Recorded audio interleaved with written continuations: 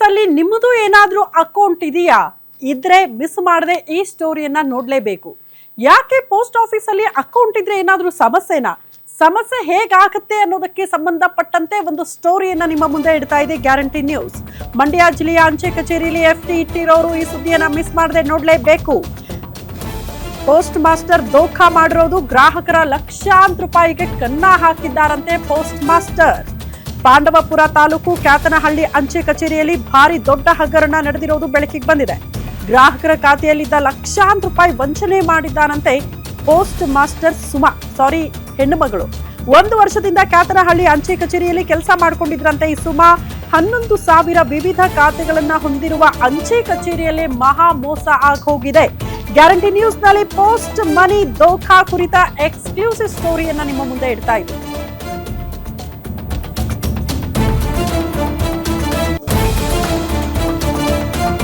ಮತ್ತೊಂದು ಅಪ್ಡೇಟ್ ಇದೆ. ಖಾತೆಗಳ ಹಣದ ಅವಧಿ ಪೂರ್ಣಗೊಂಡ ನಂತರ ಗ್ರಾಹಕರ ಕೈ ಸೇರ್ತಾ ಇಲ್ಲ ದುಡ್ಡು.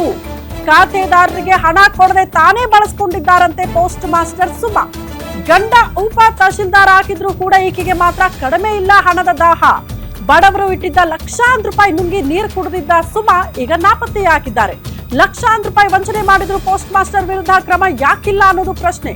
ಖಾತೆದಾರರ ಹಣ ಬಳಸಿಕೊಂಡು ವಂಚನೆ ಮಾಡಿದ್ರು ಕೂಡ ಮೇಲಧಿಕಾರಿಗಳ ಶ್ರೀರಕ್ಷೆ ಯಾಕೆ?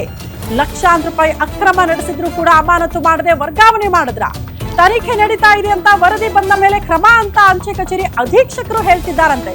ವಂಚನೆ ಮಾಡಿದ ಅಧಿಕಾರಿಯನ್ನ ಮೊದಲು ಸಸ್ಪೆಂಡ್ ಮಾಡಿ ಅಂತ ಸ್ಥಳೀಯರು ಹೇಳ್ತಿದ್ದಾರೆ. ಖಾತೆಗಳ ಹಣದ ಅವಧಿ ಪೂರ್ಣಗೊಂಡ ಬಳಿಕ ಆ ದುಡ್ಡು ಯಾರು ಕೊಡ್ತಾ ಇರ್ತಾರಲ್ಲ ಅವರಿಗೆ ವಾರಸುದಾರರಿಗೆ ತಲುಪಬೇಕು. ಬಟ್ ಆ ದುಡ್ಡನ್ನ ಈಕೆ ಎತ್ಕೊಂಡು ಪರಾರಿ ಆಗ್ತಾಳೆ ಅಂತ ಅಂದ್ರೆ ಈಕೆಯ ವಿರುದ್ಧ ಕ್ರಮ ಆಗದೆ ವರದಿ ಬರ್ಲಿರಿ ನೋಡ್ಕೊಳ್ಳೋಣ ಅಂತ ಹೇಳ್ತಿದ್ದಾರೆ ಪೋಸ್ಟ್ ಆಫೀಸ್ನ ಅಧೀಕ್ಷಕರು. ಅಂತ ಅಂದ್ರೆ ನಿಮಗೂ ಏನಾದ್ರೂ ದುಡ್ಡು ಕೊಟ್ಟಿದ್ದಾರಾ ಅವರು? ಆ ಕಾರಣಕ್ಕೆ ಶ್ರೀರಕ್ಷೆನಾ? ಇದನ್ನ ಸ್ಥಳೀಯರು ಪ್ರಶ್ನೆ ಮಾಡ್ತಿದ್ದಾರೆ. ಮಾಡಿರೋ ಹಣನ ಅದನ್ನ ವಿತೌಟ್ ಇನ್ಫಾರ್ಮೇಶನ್ ಅವ್ರ ಹತ್ರ ಓಚಲ್ ಸಿಗ್ನೇಚರ್ ತಗೊಂಡು ಅದನ್ನ ವಿತ್ಡ್ರಾ ಮಾಡಿದ್ದಾರೆ. ನಮ್ಮ ತಾಯಿಯವ್ರಿಗೆ ಅದು ಅಮೌಂಟ್ ನಮ್ಗೆ ಡೆಪಾಸಿಟ್ ಮಾಡಿದ್ವಿ ಅನ್ಕೊಂಡಿದ್ವಿ ನಾವು. ಬಟ್ ಅಮೌಂಟ್ ಡೆಪಾಸಿಟ್ ಮಾಡಿಲ್ಲ ಅವರು. ಬಂದಿಲ್ಲ ಎಂಕ್ವೈರಿ ಮಾಡಿದಾಗ ಅದು ಡೆಪಾಸಿಟ್ ಆಗಿಲ್ಲ ಹಣ. ಅದನ್ನ ಅವ್ರು ಪರ್ಸನಲ್ ಯೂಸ್ ಮಾಡ್ಕೊಂಡು 15 days 20 days ಆದ್ಮೇಲೆ ತಾವ್ ಮನೆ ಕೊಟ್ಟಿದ್ದಾರೆ. ಬೈ ಮಿಸ್ ಆಗಿ ನಾನು ಬೇರೆಯವ್ರದ್ದು ವಿತ್ಡ್ರಾ ಮಾಡ್ಬೇಕಾಯ್ತು, ನಿಮ್ಮ ಹೆಸರು ಅದೇ ತರ ಇತ್ತು, ಹಂಗಾಗಿ ನಿಮ್ ಮಾಡ್ಬಿಟ್ಟಿದೀನಿ. ನಮ್ಮ ತಂದೆಯವ್ರಿಗೆ ಏನೋ ಹಾರ್ಟ್ ಅಟ್ಯಾಕ್ ಪ್ರಾಬ್ಲಮ್ ಇತ್ತು, ಸೊ ಹಾಗಾಗಿ ಇದನ್ನ ಮಾಡಿದೀನಿ, ಸಾರಿ ಅಂತ ಹೇಳಿ ರಿಟರ್ನ್ ತಗೊಂಡ್ ಅಮೌಂಟ್ ಕೊಟ್ಟಿದ್ದಾರೆ. ಇಂಟ್ರೆಸ್ಟ್ ಅಮೌಂಟ್ ಕೊಟ್ಟಿಲ್ಲ. ಎಷ್ಟು ಲಕ್ಷ ಸರ್? ಅದು 2 lakhs ಅಬೌವ್ ಇದೆ ಸರ್ ಅಮೌಂಟ್. ಸೊ ನಮ್ಮ ತಾಯಿಯವ್ರು ಹೇಳಿದ್ಮೇಲೆ ನನ್ಗೆ ಗೊತ್ತಾಗಿದ್ದು. ನಾನ್ ಬಂದಿಲ್ಲ ಎಂಕ್ವೈರಿ ಮಾಡಿದಾಗ ಇಲ್ಲಿ ಕ್ಯಾಮ್ರಾ ಇಲ್ಲ. ಫಸ್ಟ್ ಕ್ಯಾಮ್ರಾ ಇಲ್ಲ. ಇಷ್ಟು ದೊಡ್ಡ ಊರಲ್ಲಿ ಕ್ಯಾಮ್ರಾ ಮೇನ್.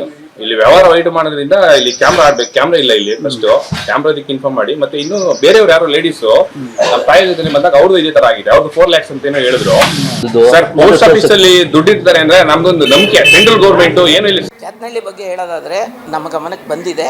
ನಮ್ಮ ಇನ್ವೆಸ್ಟಿಗೇಷನ್ ಟೀಮು ಇನ್ವೆಸ್ಟಿಗೇಷನ್ ಮಾಡ್ತಾ ಇದೆ ಸರ್. 1 ಕೋಟಿ ಹತ್ತತ್ರ ಅಂತ ನೀವು ಹೇಳ್ತಾ ಇದ್ದೀರಾ. ನಮ್ಮ ಇನ್ವೆಸ್ಟಿಗೇಷನ್ ರಿಪೋರ್ಟ್ ಇನ್ನೂ ಬಂದಿಲ್ಲ. ನಮ್ಮ ಇನ್ವೆಸ್ಟಿಗೇಷನ್ ಅವತ್ತಿನಿಂದ ಯಾವತ್ತು ನಮಗೆ ಗೊತ್ತಾಗಿದೆ, ಅವತ್ತಿನಿಂದನೇ ನಮ್ಮ ಇನ್ವೆಸ್ಟಿಗೇಷನ್ ಟೀಮು ಅಲ್ಲಿ ಕೆಲಸ ಮಾಡ್ತಾ ಇದೆ. ಒನ್ಸ್ ಇನ್ವೆಸ್ಟಿಗೇಷನ್ ಟೀಮ್ ರಿಪೋರ್ಟ್ ಬಂದ ಮೇಲೆ ನಾವು ನೆಕ್ಸ್ಟು ಇಲಾಖೆ ರೀತಿ ಏನು ಕ್ರಮ ಮಾಡಬೇಕು ಅದನ್ನು ಮಾಡ್ತೀವಿ. ಬೆಳಗೊಳದಿಂದ ಅವ್ರು ಸುಮಾರು ವರ್ಷ ಆಗಿದೆ ಟ್ರಾನ್ಸ್ಫರ್ ಆಗಿ, ಈಗ ಆಗಿರುವಂಥದ್ದಲ್ಲ. ನಮಗೆ ಗಮನಕ್ಕೆ ಬಂದಿರೋದು ಇನ್ವೆಸ್ಟಿಗೇಷನ್ ಈಗ ಸದ್ಯದಲ್ಲಿ. ಅದಕ್ಕೆ ನಾವು ಇನ್ವೆಸ್ಟಿಗೇಷನ್ ಮಾಡ್ತಾ ಇದ್ದೀನಿ. ನಮ್ಮ ಇಲಾಖೆ ಅದಕ್ಕೆ ಇನ್ವೆಸ್ಟಿಗೇಷನ್ ಮಾಡ್ತಾ ಇದೆ. ನಮ್ಮ ಟೀಮ್ ಫಾರ್ಮೇಷನ್ ಆಗಿದೆ. ಅದು ರಿಪೋರ್ಟ್ ಬರುತ್ತೆ. ಬಂದ ಮೇಲೆ ನಮ್ಮ ಇಲಾಖೆ ಏನು ತೀರ್ಮಾನ ತಗೋಬೇಕು. ಈ ಬಗ್ಗೆ ಮತ್ತಷ್ಟು ಡೀಟೇಲ್ಸ್ ಅನ್ನ ಕೊಡ್ತಾ ಹೋಗ್ತಾರೆ ನಮ್ಮ ಪ್ರತಿನಿಧಿ ರಾಘವೇಂದ್ರ. ದೂರವಾಣಿ ಸಂಪರ್ಕದಲ್ಲಿದ್ದಾರೆ. ರಾಘವೇಂದ್ರ, ಈಗ ಸುಮಾಯಿಯಲ್ಲಿ ಈಗ ಬಡವರ ದುಡ್ಡನ್ನ ಎತ್ಕೊಂಡು ಓಡೋದ್ರು ಕೂಡ ಈಕೆ ವಿರುದ್ಧ ಕ್ರಮ ತೆಗೆದುಕೊಳ್ತಿಲ್ಲ ಅಂದ್ರೆ ಅಲ್ಲಿನ ಅಧಿಕಾರಿಗಳು ಶಾಮೀಲಾಗಿದ್ದಾರೆ ಇದರಲ್ಲಿ ಅನ್ನೋದು ಪ್ರಶ್ನೆ ಇದೆ. ಯಶಸ್ವಿ ಮಂಡ್ಯ ಜಿಲ್ಲೆ ಪಾಂಡವಪುರ ತಾಲೂಕಿನ ಕ್ಯಾತನಹಳ್ಳಿ ಗ್ರಾಮದ ಪೋಸ್ಟ್ ಆಫೀಸ್ ಕಚೇರಿಯಲ್ಲಿ ನಡೆದಿರುವಂತಹ ಒಂದು ಭಾರಿ ಮೋಸ ಅಂತಾನೆ ಹೇಳ್ಬೋದು.